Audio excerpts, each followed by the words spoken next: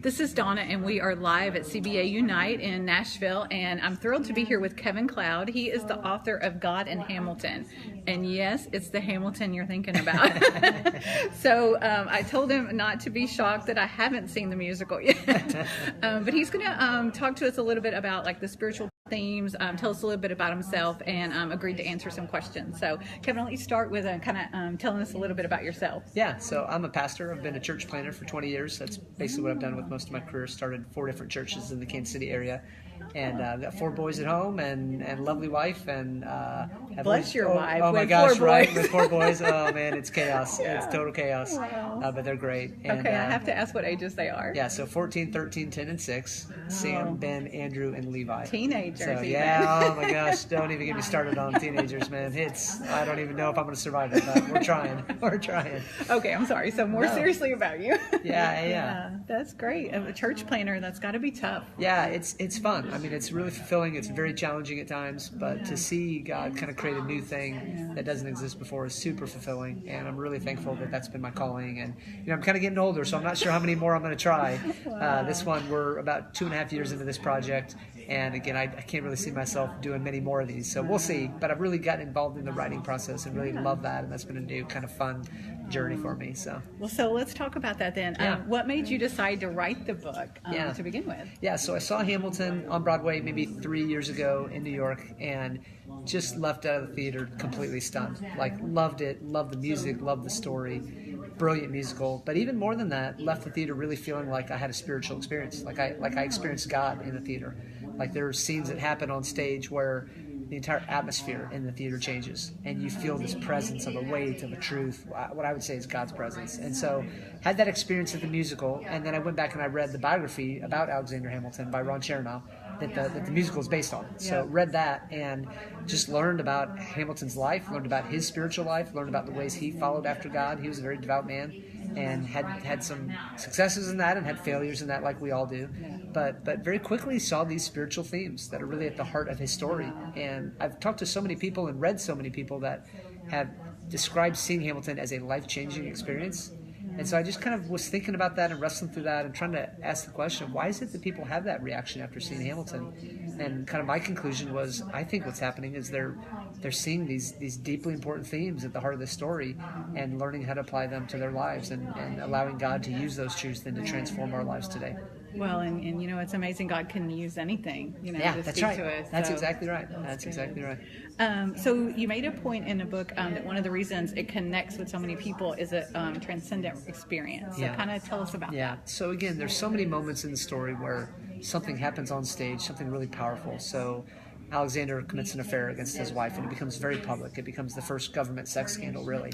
And so they work through reconciling, and at one point, Eliza, his wife, who's a remarkable woman, she finally forgives her husband. And it's this beautiful, powerful moment where the whole chorus kind of sings along about this act of forgiveness.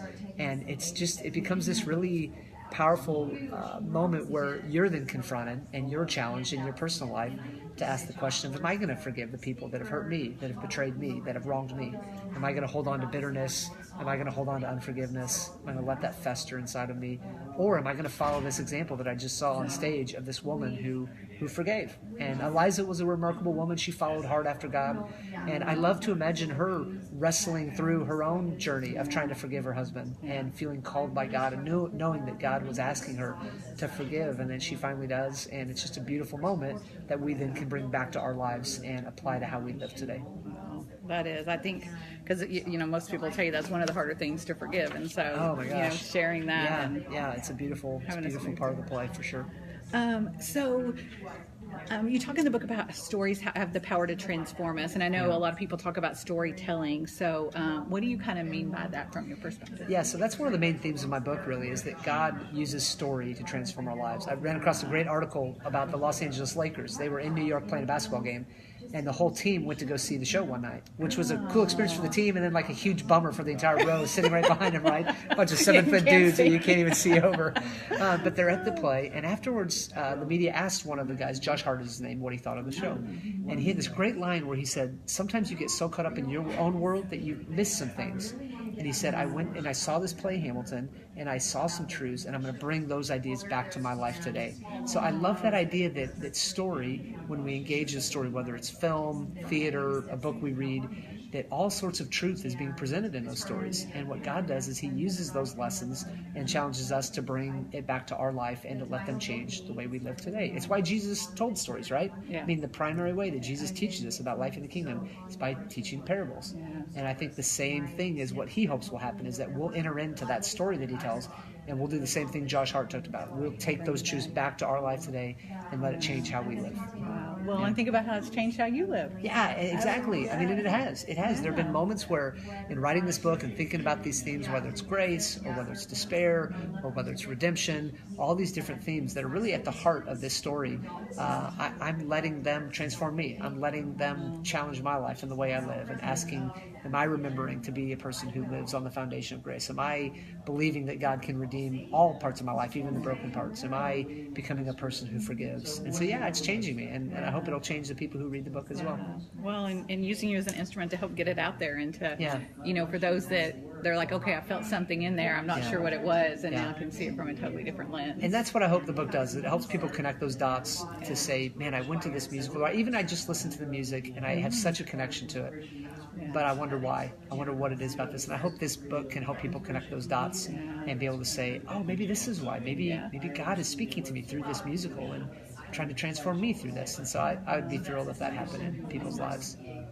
So is the book already out? Yeah, the book just came out, just released about a month ago. So brand new, right on the bookshelves. And yeah, it's off to a really good start, picking up some momentum. Good. Well, we'll put the link out on the blog for sure. That'd be great. That'd be great. So I think you've mentioned a couple of the spiritual themes. So definitely forgiveness and grace. So any other spiritual themes? Yeah, one of my favorite ones is the idea of redemption. So Hamilton was an orphan. His mom died when he was 10. His dad left their family when he was 5. And so he comes to America as this poor orphan kid without really any family to speak of. And he very quickly becomes one of the most influential founding fathers, and is surrounded by these men of influence and wealth and power and really strong family pedigrees. And he's kind of the complete opposite of that. And so he carries around with him a lot of shame about being an orphan and his background. And after he dies, he's actually shot and killed in a famous duel with the sitting vice president, Aaron Burr. It's another crazy story. I was going to say, I didn't know that. Yeah, it's a really crazy story. You thought politics today is out of hand. It was bad. We don't have a duel yet. It was bad. But so he dies, but his wife outlives him for 50 years. And one of her greatest legacies is she feels this call by God to build an orphanage.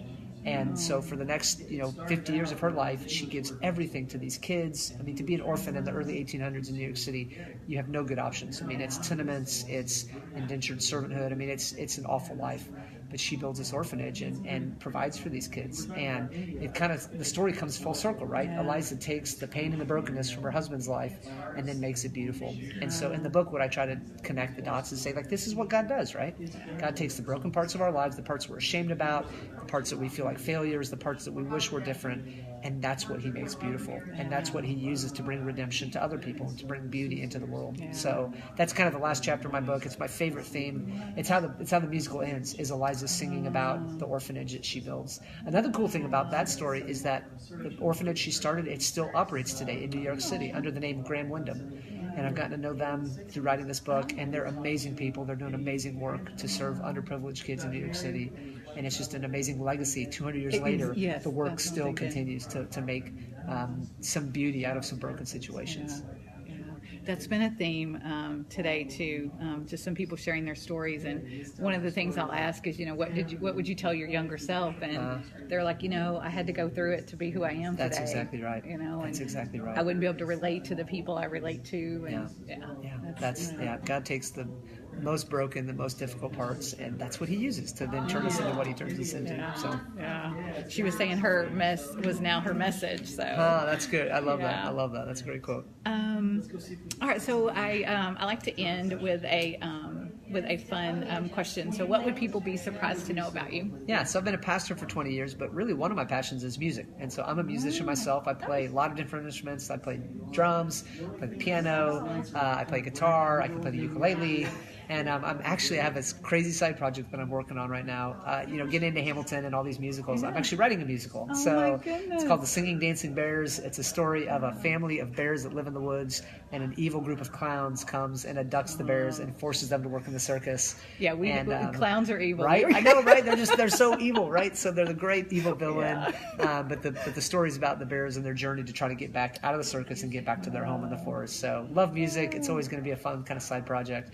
That's another kind of deal I'm working on that I'm really excited about. Can even write another book right there. Yeah, maybe. Who knows, man? Who knows? I need to find some people. I'm a singer-songwriter, but I need to find some people who know how to write a script and a musical and a book for a musical. So if you know how to do that, hit me up. We'll work together on the project. So that's great. Well, thank you so much for being with us.